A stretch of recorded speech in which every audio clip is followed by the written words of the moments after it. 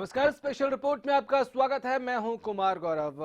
आगे बढ़ेंगे उससे पहले इस वक्त आ रही एक बड़ी खबर की हम बात करेंगे। इस वक्त बड़ी खबर आ रही है, आज सीएम खट्टर से मुलाकात करेंगे जाट संगठन के लोग। चंडीगढ़ में ये मुलाकात होनी है, सीएम निवास पर मुलाकात होगी। तो जाट आंदोलन जो है वो रफ्तार पकड़ता नजर आ रहा है। कृषि मंत्री ओपी धनखड़ ने बातचीत का न्योता भेजा है। ओबीसी कोटे के तहत आरक्षण की मांग कर रहे हैं जाट, और इसको लेकर काफी दिनों से संघर्ष जारी है। अपनी मांगों को लेकर सड़कों पर उतरने का ऐलान कर चुके हैं जाट संगठन, और आज सीएम खट्टर से इसी सिलसिले में मुलाकात होने वाली है। जाट संगठन के कई लोग आज सीएम मनोहर लाल खट्टर से उनके निवास स्थान पर मुलाकात करने वाले हैं। कृषि मंत्री ओपी धनखड़ ने बातचीत का न्योता भेजा है, जिसके बाद अब यह मुलाकात मुकर्रर की गई है। आपको बता दें कि ओबीसी कोटे के तहत आरक्षण की मांग कर रहे हैं लगातार जाट समुदाय के लोग, और इसको लेकर संघर्ष भी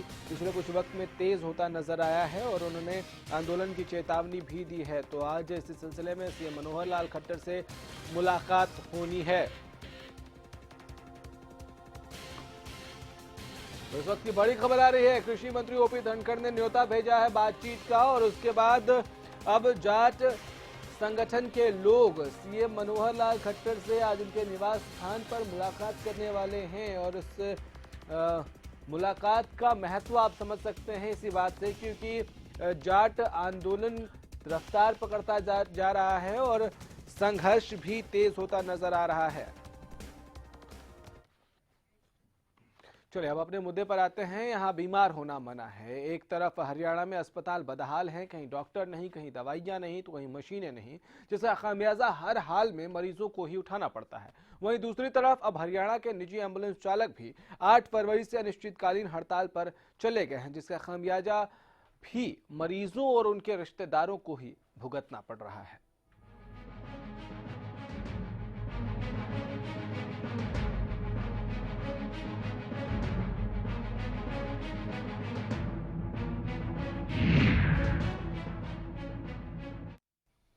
तो निजी एम्बुलेंस चालकों का आरोप है कि सीएम ने उन्हें आश्वासन दिया था कि उनसे पैसेंजर एंड गुड्स टैक्स नहीं लिया जाएगा, लेकिन परिवहन विभाग की तरफ से निजी एम्बुलेंस चालकों को एक लेटर मिला, जिसमें निजी एम्बुलेंस चालकों को पीजीटी समेत अन्य टैक्स भरने के लिए कहा गया, जिसके विरोध में निजी एम्बुलेंस चालक और इसके जो संचालक हैं वो हड़ताल पर हैं। ऐसे में सवाल उठना लाजमी है कि आखिर कब तक निजी एम्बुलेंस और सरकार के बीच का खामियाजा, ये जो विवाद है, इसका खामियाजा आम लोगों को भुगतना पड़ेगा। पहले रिपोर्ट देखिए, फिर चर्चा शुरू करेंगे।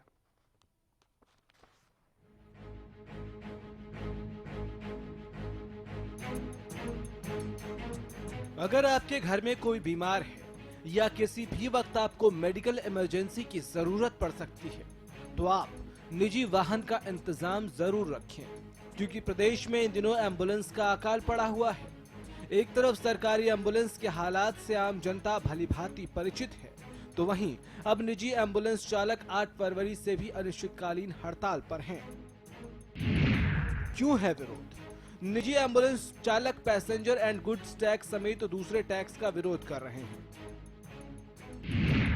दिल्ली हरियाणा के करीब 8000 निजी एम्बुलेंस चालक अनिश्चितकालीन हड़ताल पर हैं। प्रदेश सरकार ने निजी एम्बुलेंस चालकों को टैक्स माफ करने का आश्वासन दिया था, लेकिन 27 जनवरी को परिवहन विभाग ने टैक्स न माफ करने का लेटर भेज दिया। जून 2015 में इन टैक्सों के नोटिस हमारे पास भेजे, तब हमसे मिले तो उन्होंने कहा भाई ये 2011 से और अब तक का आपको एक मुश्त सारा टैक्स भरना पड़ेगा। हमने जब अपनी मीटिंग की तो उसमें हमें सलाह कही भाई जो मौजूदा सरकार है उससे मिलते हैं। हमने इन टैक्सों के बारे में सरकार को अवगत कराया। सीएम साहब ने खुद कहा भाई ये टैक्स गलत है और पिछली सरकार ने गलत लगाया है, हम इनको माफ कर देंगे। लेकिन उन्होंने फिर हमारी कार्रवाई नहीं की, तो हम दूसरे मंत्रियों से भी मिले, जो उनके मंत्रालय के मंत्री है, वित्त मंत्री जी, ओएसडी जवाहर जी से। जब किसी ने भी हमारी बात नहीं सुनी, तो हमने मजबूरी बस अपनी सारी गाड़ियां अनिश्चित काल के लिए खड़ी कर दी है। इसमें हमारे साथ पूरा दिल्ली, पूरा हरियाणा और एनसीआर है। अगर 12 तारीख तक हमारी मांगे ना मांगी गई तो लगते हुए राज्य भी इस स्ट्राइक में हमारे साथ आ जाए। साफ है कि सरकार और निजी एम्बुलेंस चालकों के विवाद में एक बार फिर मरीज और उनके तीमारदार पिस रहे हैं, क्योंकि निजी एम्बुलेंस चालकों के बिना प्रदेश में एम्बुलेंस की व्यवस्था बेदम नजर आती है। हरियाणा के हर जिले में छोटी बड़ी एम्बुलेंस की संख्या करीब 100 से 150 है, जिनमें सरकारी एम्बुलेंस की संख्या करीब 20 से 25 है। हिसार जिले में एम्बुलेंस की कुल संख्या 100 से 150 के बीच है। सरकारी एम्बुलेंस की संख्या मात्र 21। हिसार में रोजाना करीब 200 मरीजों को पड़ती है निजी एम्बुलेंस की जरूरत। फतेहाबाद जिले में सरकारी एम्बुलेंस की संख्या 15 है, जबकि निजी एम्बुलेंस की संख्या 72 है। ऐसे में सवाल उठने लाजमी है, कब खत्म होगी निजी एम्बुलेंस संचालकों की हड़ताल? कब तक एम्बुलेंस के लिए तरसते रहेंगे मरीज? क्या सूबे में सरकारी एम्बुलेंसों की संख्या मरीजों के लिए पर्याप्त है? मरीजों की परेशानी से क्यों नहीं है किसी को सरोकार? क्यों इस समस्या का हल निकालने में अब तक नाकाम है सरकार? इस बात में कोई दो राय नहीं कि प्रदेश में आज भी स्वास्थ्य व्यवस्था पूरी तरह चरमराई नजर आती है, लेकिन बावजूद इसके जो व्यवस्था थोड़ी बहुत बनी है वो कर्मचारी और सरकार के बीच मतभेद के चलते और भी बदहाल हो जाती है। Bureau report, Haryana news. तो हड़ताल से मचे हाहाकार के बीच हम जरा समझने जानने की कोशिश करते हैं कि हड़ताल क्या है, इसमें दोनों पक्षों की दलील क्या है और ये हड़ताल खत्म क्यों नहीं हो रही है। Surendra Tanwar private ambulance association के प्रधान हैं गुड़गांव से। सुरेंद्र जी, मुझे एक बात बताइए कि मांग क्या है आप लोगों की, क्यों हड़ताल कर रखी है? देखिए, हम पहले भी बता चुके हैं कि जब से ये सरकार आई है जून 2015 में इन्होंने हमें एक लेटर भेजा था पीजीटी टैक्स का, पैसेंजर गुड टैक्स, जो एम्बुलेंस पे कहीं भी नहीं था पहले। तब हम उनसे मिले एक्साइज डिपार्टमेंट में जाके इंस्पेक्टरों से, तो उन्होंने कहा जी ये पीजीटी टैक्स आपको भरना पड़ेगा, एम्बुलेंस पे नया टैक्स लगा है, ये कभी पहले लग गया था, ये 2011 से और अब तक का हमसे एक साथ मांग रहे थे। उसके साथ साथ में ही जब हम अपनी गाड़ियों की फिटनेस के लिए जाते रहे बीच बीच में, तो रजिस्ट्रेशन विभाग ने, आरटीओ साहब ने कहा जी आपका जो रजिस्ट्रेशन टैक्स 1% पर साल दिया करते थे उसको भी बढ़ा के 6% कर दिया है। वो भी 2011 में बढ़ा था, वो तब से लेके अब तक का आपको इकट्ठा देने पड़ेंगे दोनों टैक्स। इस सिलसिले में हमारी मीटिंग हुई। मीटिंग में हम इकट्ठे होकर के सबने एक राय की, भाई मौजूदा सरकार से मिलते हैं। सरकार से मिले, सरकार के नुमाइंदों ने कहा हाँ भाई ये थोड़ा टैक्स गलत है, इसको हम खत्म कर देंगे। उसके बाद किसने कहा था ये आपको? हमारी करनाल में सीएम साहब से मीटिंग हुई थी। ठीक है। उसके बाद हम वित्त मंत्री कैप्टन जी से मिले थे, और जब हमारी कहीं भी बात नहीं बनी उसके बाद हमने 15 सितंबर को अपनी हड़ताल कर दी थी। हड़ताल वाले दिन हमारे पास बुलावा आया था ओएसडी जवाहर यादव जी के माध्यम से। उनके बुलावे पर हम चंडीगढ़ सीएम ऑफिस पहुंचे। हमारी वहां मुलाकात कैप्टन अभिमन्यु जी से और जवाहर यादव जी से हुई थी। उन्होंने कहा भाई ये टैक्स वास्तव में गलत है और ये टैक्स जनता के हित में, मरीजों के हित में नहीं होने चाहिए एम्बुलेंस के ऊपर। उस समय उन्होंने आश्वासन दिया? बिल्कुल उन्होंने। ठीक है, आप हमारे साथ रहिए। जगमोहन आनंद बीजेपी से हमारे साथ फोन लाइन पे हैं। जगमोहन जी, वादा करके मुकर जाना बीजेपी की फितरत है क्या? नहीं, देखिए सारी परिस्थिति को समझते हुए इस प्रकार के जो शब्द को इस्तेमाल ना करे तो अच्छी बात है। वादा करके मुकरने वाली बात कहीं नहीं है। नहीं, आप उस पर मत जाइए, फिर लिस्ट लंबी हो जाएगी सर। इसी पे सिर्फ जवाब दे दीजिए। सुनिए क्या इनकी समस्याएं हैं, प्रदेश के हित में क्या बात है, इनको भी किसी प्रकार की दिक्कत नहीं होनी चाहिए। हमारी सरकार कहीं भी किसी को दिक्कत नहीं आने देना चाहती है, लेकिन जिस प्रकार से अभी इनके प्रधान सुरेंद्र तंवर जी बात कर रहे थे कि जवाहर यादव जी और कैप्टन अभिमन्यु जी से ये लोग मिले और उन्होंने उनको आश्वासन दिया, आगे की विवेचना क्या रही, क्या बातचीत रही, अभी उसके ऊपर कोई बातचीत हुई नहीं है। आगे इनकी क्या बातचीत सिरे चढ़ी है, क्योंकि ये बात इनकी सरकार के साथ इनकी बातचीत चल रही थी। सारा मामला हमारे संज्ञान में आ गया है। प्रदेश में मरीजों को किसी प्रकार की दिक्कत ना हो और साथ ही साथ निजी एम्बुलेंस वालों को दिक्कत ना हो, ये बातों को ध्यान में रखते हुए सरकार जल्दी कोई निर्णय लेगी। सरकार जब निर्णय लेगी जगमोहन जी तब लेगी, लेकिन इस दौरान ये जो हड़ताल है, आपको मालूम है इससे परिस्थितियां कितनी ज्यादा खराब होती है आम लोगों के लिए? देखिए, जनता के हितों में रखते हुए, प्रदेश के मरीजों के हितों में रखते हुए हम तुमसे ये आग्रह ही कर सकते हैं कि हड़ताल ही हर चीज का माध्यम नहीं होता, बातचीत से भी माध्यम से बातचीत हल होती है। तो ये तो हम ये तो बातचीत करने गए थे, आपकी सरकार के लोगों ने आश्वासन भी दिया था, उसके बाद परिवहन विभाग का वो लेटर किस बात के लिए था? या तो परिवहन विभाग सरकार के साथ कोऑर्डिनेशन में नहीं है? फिर मैंने आपको कहा सारी बात का कि ये सारा एक विवेचना का विषय है कि कहाँ पर चूक हुई है, कौन इसके लिए जिम्मेवार है, कहाँ इनसे वायदा किया गया था, वो सारी बातों को ध्यान में रखते हुए सरकार जल्दी इस पर कोई निर्णय लेगी। जगमोहन जी, जब आप निर्णय लेंगे तब लेंगे, मैं बार बार वही सवाल दोहरा रहा हूँ। कम से कम अभी आपकी सरकार को ये नहीं चाहिए था कि जब उन्होंने पहले आश्वासन दिया था तो कम से कम ये कहते हैं कि अब ये हड़ताल खत्म कर दो या हमें इतनी मोहलत दे दो, उस पे हम बैठ के चर्चा कर लेते हैं। क्योंकि आपको मैं संख्या बता दूं तो लगभग हर जिले में 100 से 150 एम्बुलेंस हैं, उसमें से सिर्फ 20, 22, 24, 25 ही सरकारी एम्बुलेंस है, बाकी सारे प्राइवेट एम्बुलेंस हैं। आप समझ रहे हैं व्यवस्था कितनी चरमराई हुई है? मैं तो आपके माध्यम से सुरेंद्र जी को ये आग्रह कर ही रहा हूँ कि जनता और मरीजों के हितों को ध्यान में रखते हुए अपनी ये हड़ताल वापस ले, प्रदेश के हित को सरकार ध्यान में क्यों नहीं रखते कर हुए, रही है ये काम? ताकि इनकी बात हम मुख्यमंत्री जी ये काम सरकार क्यों नहीं कर रही है? देखिए, मैंने आपको पहले कहा कि कहाँ चूक हुई है, कहाँ इनको आश्वासन दिया गया और उसके ऊपर बात नहीं बनी है, ये सारी चीजें विवेचना का विषय है। सर, विवेचना से काम नहीं चलता है ना, प्रॉब्लम यही है, विवेचना से काम नहीं चलता है। विजेंद्र कादियान जी हमारे साथ कांग्रेस से हैं इस वक्त। विजेंद्र जी, आपके पास आऊंगा, उससे पहले तंवर जी मुझे एक सवाल का जवाब दीजिए। ये बातचीत चल रही थी, सब कुछ ठीक था, ये अचानक गड़बड़ कैसे हो गई? हमने 15 सितंबर 2015 के बाद 9 चक्कर चंडीगढ़ के लगाए हैं। हर 15वें दिन हम वहां जा रहे थे, सीएम साहब से मिलने जाते थे, उनके एब्सेंस में मंत्रियों जैसे मिलते, कृष्ण पवार जी से मिले थे, वित्त मंत्री जी से मिले थे, जवाहर यादव जी से मिले थे। सबका आश्वासन था हो जाएगा। लास्ट टाइम जब हमारे पास लेटर आया था चंडीगढ़ से, परिवहन विभाग से जब लेटर आया था, तो हम कृष्ण पवार जी से मिलने उनके दफ्तर पहुंचे, तो वहां उनके जो पीए साहब थे, उनका जो रवैया था वो देखने लायक था। उन्होंने कहा हमारे मंत्री जी ने कोई कॉन्फ्रेंस नहीं की, हमारे मंत्री जी ने कोई टैक्स माफी की घोषणा नहीं की, आपका कोई टैक्स माफ नहीं है, आप पैसे लेते हो और आप पैसे लेते हो तो आप टैक्स जमा करो, आप क्या दिक्कत है? हमने कहा हम 2011 से आप टैक्स मांग रहे हो, 2011 से कहाँ का टैक्स दे दें, हम कैसे टैक्स दे दें? मतलब आपका विरोध सिर्फ इस बात पे नहीं है कि ये नया टैक्स इंट्रोड्यूस किया जाए, इस बात पे भी है कि इस नए टैक्स को इंट्रोड्यूस ये पुराने तारीख से कर रहे हैं। मेरी बात यह है कि हम इनकी बात पे भरोसा था, हमें यकीन था पूरा कि सरकार टैक्स माफ करेगी। सीएम साहब ने घोषणा की है, सीएम साहब हरियाणा के मालिक है, लेकिन जब मंत्री जी ने ऐसा जवाब दे दिया, परिवहन विभाग ने लेटर दे दिया, तो हम कहां तक सब्र करते? ठीक है, विजेंद्र कादियान कांग्रेस के नेता हैं और पूर्व स्वास्थ्य मंत्री भी हैं, हमारे साथ फोन लाइन पे हैं। विजेंद्र जी, ये प्रॉब्लम क्या है? क्योंकि आप स्वास्थ्य महकमे से बहुत करीब से आपका ताल्लुक रहा है, ये प्रॉब्लम क्या है? चलिए, लगता है फोन डिस्कनेक्ट हो गया है।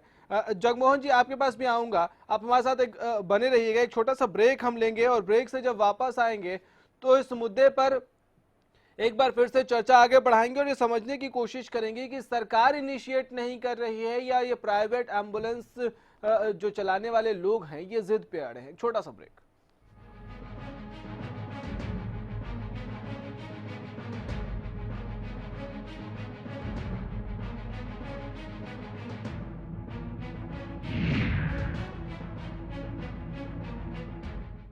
हरियाणा फ्रेश शुद्ध घी का नाम बड़ा, शुद्धता की कसौटी पर खरा, घर के घी जैसा स्वाद मन भाए, जो भी खाए तंदुरुस्ती पाए। हरियाणा फ्रेश एगमार्क शुद्ध घी, स्वाद घर के घी जैसा। हरियाणा फ्रेश शुद्ध घी। First wish pregnancy test kit, अब घर बैठे माँ बनने की खुशी को करें पक्का, सिर्फ 5 मिनटों में। अब आपकी फर्स्ट विश हेल्ब्रेडे फर्स्ट विश।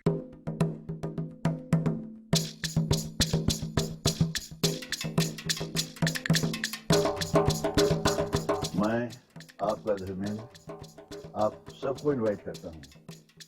आइए देखिए सूरज कुंड मेले के रंग मेरे संग।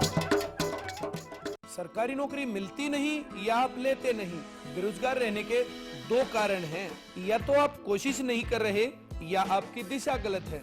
सरकारी नौकरी कैसे पाई जा सकती है। देखिए हमारा खास कार्यक्रम कैसे पाएं सरकारी नौकरी, हर रोज दोपहर 2:30 बजे।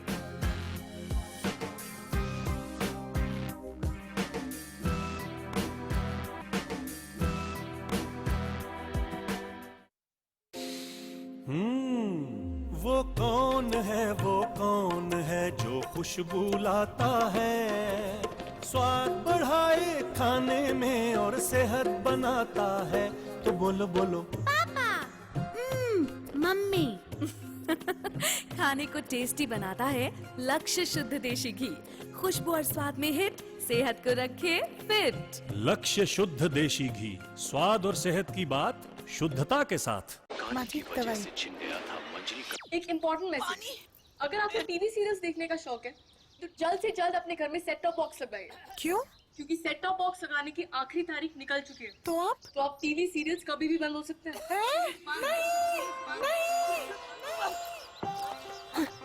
नहीं, सीरियल्स के बिना दिन कैसे कटेंगे हमारे? आप ही बताइए ना, कौन सा सेट टॉप बॉक्स लगवाए? सिंपल, सेट टॉप बॉक्स मतलब डिश टीवी, क्योंकि डिश टीवी है 10 करोड़ लोगों की पसंद। इंडिया का सबसे भरोसेमंद DTH ब्रांड भी यही है। और हाँ, अब डिश टीवी के साथ अपना मनोरंजन खुद चुनिए। पैक सिर्फ 99 रुपए से शुरू। सेट टॉप बॉक्स मतलब dish TV. The wait for global education in Sirsa is finally over.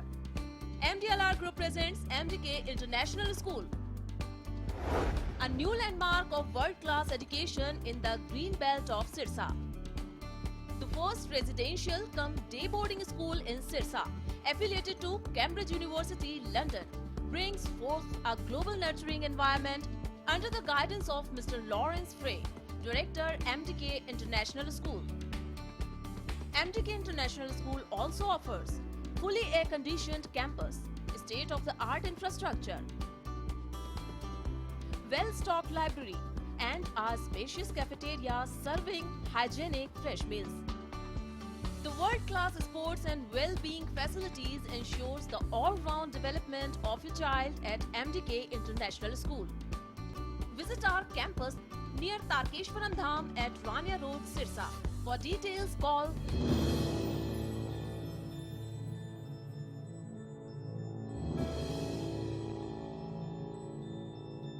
Haryana fresh शुद्ध घी का नाम बड़ा, शुद्धता की कसौटी पर खरा, घर के घी जैसा स्वाद मन भाए, जो भी खाए तंदुरुस्ती पाए। हरियाणा फ्रेश एगबाग शुद्ध घी, स्वाद घर के घी जैसा। हरियाणा फ्रेश शुद्ध घी।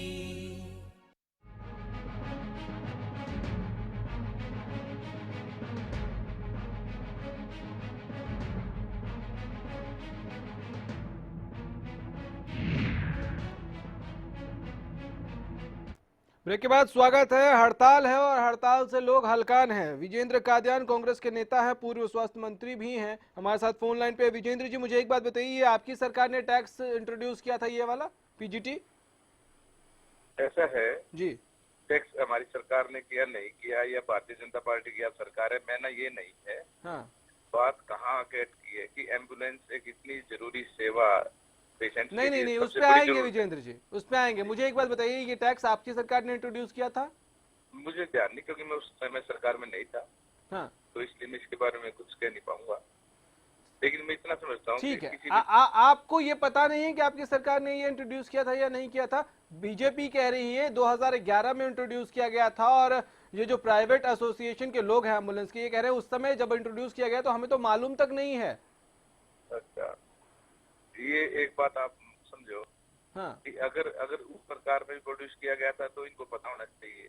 तक बात इनकी जरूरत की और इनकी डिमांड की है, तो सरकार को सिंपैथेटिकली के ऊपर सोच रहे हैं। बोलिए। चलिए, फोन डिस्कनेक्ट हो गया। एक बार फिर से हम कांग्रेस के किसी और नेता को जोड़ने की कोशिश करेंगे और समझने की कोशिश करेंगे कि अगर उन्होंने इंट्रोड्यूस किया था तो उसको बताया क्यों नहीं गया। तंवर जी, मुझे एक बात बताइए, सरकार क्या कह रही है कि 2011 को से ये टैक्स लागू था? सरकार ने हमसे ये कहा जी, ये पिछली सरकार में टैक्स लगा था। उस समय आपको बताया गया था? हमारे पास कोई नोटिस नहीं था। हम हर साल अपना 1% टैक्स भर के आता था। तब भी RTO साहब ने नहीं कहा आपका कोई टैक्स बढ़ गया। गाड़ी की फिटनेस लिया करते थे, तब भी हमें कुछ नहीं बताया गया। अगर ऐसा कुछ होता तो या तो उस टाइम हम विरोध करते या शुरू से भरते आते। अब जब 6 साल निकल गए तो कहां से, हमने तो पैसे भी मरीज से उस हिसाब से करे जितना हम टैक्स पे कर रहे थे। ये थोड़ी कि हमने बहुत ज्यादा मरीजों से कुछ कमा लिया। हम आपको बता दें, अपनी जान पे खेल के मरीजों को बचाते हैं। स्वाइन फ्लू के जब मरीज आते हैं, मरीज के साथ वाले उसके साथ नहीं बैठते, लेकिन हमारे ड्राइवर, हमारे डॉक्टर उन्हें दूसरे हॉस्पिटल तक शिफ्ट करते हैं। टीबी का मरीज हो, HIV का मरीज हो, हम बिना डरे उनको हाथ लगाते हैं, हम उनका बिना डरे सारी सेवा करते हैं। विजेंद्र जी मुझे एक बात, तंवर जी मुझे एक बात बताइए, ठीक है सरकार ने आपसे वादा किया था, उसके बाद आपको लेटर आ गया, लेकिन इसके और भी उपाय हो सकते थे। हड़ताल पर आप चले गए हैं, आपको पता है प्राइवेट एम्बुलेंस की संख्या कितनी ज्यादा है और लोगों की निर्भरता कितनी ज्यादा है, क्या इसका कोई और विकल्प नहीं हो सकता था? क्या उन लोगों की जान की कोई कीमत नहीं जिनकी आपके स्ट्राइक की वजह से हालत खराब हो रही है? देखिए, हमारी मजबूरी है, 50% गाड़ियों की हमारी की फिटनेस टूट चुकी है और वो गाड़ियां घरों में खड़ी है। जो 50% गाड़ियां बची है उनको हम अगले 10 दिन तक चला सकते थे, 15 दिन तक चला सकते थे, क्योंकि सबकी फिटनेस ऑलरेडी ड्यू होने वाली है। तो हमने सरकार से कहा था भाई हमारे टैक्स माफ कर दो, 5 महीने होने जा रहे। ठीक है, मैं आपकी बात समझ गया कि आप एक अपनी हक की बात कह रहे हैं, अपने हक की लड़ाई लड़ रहे हैं, लेकिन क्या इसका कोई और विकल्प नहीं हो सकता था? मुझे एक बात का जवाब दीजिए, क्योंकि आपकी स्ट्राइक से आपको पता है कि आप कितनी बड़ी तादाद में हैं पूरे सूबे में, और आपकी स्ट्राइक से आम लोगों को कितनी परेशानी हो रही है। अगले 15 दिन बाद भी हमारी गाड़ी खड़ी होनी थी। हमने तो सरकार से कहा था जी 15 दिन बाकी रह गए, गाड़ियां लगभग खत्म हो जाएंगी। तो वो सरकार की जिम्मेदारी होती, सरकार की जवाबदेही होती। जब सरकार ने हमें नोटिस दे दिया, लेटर दे दिया, तो फिर हमारे पास ऑप्शन कहाँ बचा? कोई और तरीका नहीं था आपको अपना विरोध जताने का? और कोई तरीका नहीं था। हमें कर सकते थे, प्रदर्शन कर सकते थे, आप लोग सड़क पे उतर सकते थे। इस तरह से एम्बुलेंस सेवा बाधित कर देना, बंद कर देना, उन लोगों की क्या गलती है जिनको एम्बुलेंस की जरूरत है और इमरजेंसी में उनको अस्पताल पहुंचना है, एम्बुलेंस नहीं मिलेगा, उनकी हालत खराब हो जाएगी? देखिए, हम सरकार से मिले थे, सरकार ने कहा था आपको स्ट्राइक करनी है तो कर लो, हमारे पास पर्याप्त मात्रा में एम्बुलेंस है। हम हर जिले के डीसी साहब से मिले थे, सिविल सर्जन जी। दिनेश अग्रवाल इनेलो से हमारे साथ इस वक्त फोन लाइन पे है। दिनेश जी, मुझे एक बात बताइए कि इस स्ट्राइक को आप कैसे देखते हैं कि क्या एम्बुलेंस संचालक जो संघ है इनकी भी जवाबदेही नहीं बनती है या बीजेपी की सिर्फ गलती है? देखिए, मैं समझता हूँ जहाँ तक इनके ऊपर टैक्सेस को थोपे जाने की बात है, उस मामले में सरकार को अपना नरम रवैया तो अपनाना चाहिए था। परंतु जब हम हड़ताल की बात करते हैं तो हमें हड़ताल करने से पहले और अन्य विकल्पों पर भी ध्यान दे लेना चाहिए। माना कि आपके ऊपर टैक्स थोपे जा रहे हैं, लेकिन आपकी वजह से गुड़गांव जैसे शहर के अंदर जहाँ 15-20 लाख की आबादी है, या यहाँ से 50 किलोमीटर 40 किलोमीटर दूर तक का ग्रामीण इलाके का वो आदमी जो बिल्कुल बीमार है और बुरी हालत में, उसको तुरंत डॉक्टरी फैसिलिटी चाहिए, आप अगर उनको एम्बुलेंस प्रोवाइड नहीं कर पा रहे, और गुड़गांव के अंदर जिस तरीके से बड़े हॉस्पिटलों में रोज डेड बॉडियां एक्सीडेंटों की और चीजों की वो भी इन एम्बुलेंसों के जरिए जाती है। अब इस स्थिति के अंदर इनको हड़ताल की बजाय कोई दूसरा वैकल्पिक रास्ता अपनाना चाहिए था। साथ में सरकार की भी ये जिम्मेवारी बनती थी कि सरकार को इनकी सारी सुविधाओं का ध्यान रखना। शुक्रिया दिनेश जी आपका। तंवर जी, मुझे एक सवाल का जवाब दीजिए। ठीक है, ये चर्चा का विषय हो सकता है कि आपको क्या करना चाहिए था, अभी आप जो कर रहे हैं वो कितना मानवीय मूल्यों के आधार पर कितना सही। आप अपने हक की आवाज बुलंद करें, ठीक है, उसमें कोई दो राय नहीं है कि आपको अपने हक की बात उठानी चाहिए, वो आपका हक भी है। लेकिन सरकार से अब तक, हड़ताल के बाद से अब तक क्या बातचीत हुई, कितनी आगे बढ़ी बातचीत? क्या सरकार की तरफ से कोई सामने आया आपसे बात करने के लिए? हमारे पास सरकार की तरफ से कोई भी बात करने के लिए राजी नहीं है, ना हमारे पास कोई मैसेज आया उनका। हमारी एसोसिएशन तैयार है बात करने के लिए, कोई अच्छा सजेशन हो उसके लिए भी तैयार है, लेकिन हमारी मजबूरी है, हम पीछे हटेंगे तो हमें टैक्स भरना पड़ेगा। टैक्स भरने में हमारे एम्बुलेंस एसोसिएशन बिल्कुल सक्षम नहीं है, तो हमारी मजबूरी है, हमें स्ट्राइक आगे तक चलानी पड़ेगी। चलिए, शुक्रिया आपका। आपकी मजबूरी है, लेकिन सरकार क्यों मजबूर है, सरकार क्यों लाचार है? तो आपकी मजबूरी, सरकार की लाचारी, इन सब के बीच पिस कौन रहा है? आम आदमी, जिसकी गलती सिर्फ इतनी है कि वो लोकतंत्र में विश्वास करता है, वोट डालने जाता है, हर बार एक नई सरकार बनाता है, लेकिन हर बार उसको मिलता क्या है ये वो खुद समझ लेता है। फिलहाल इतना ही, इजाजत दीजिए, नमस्कार।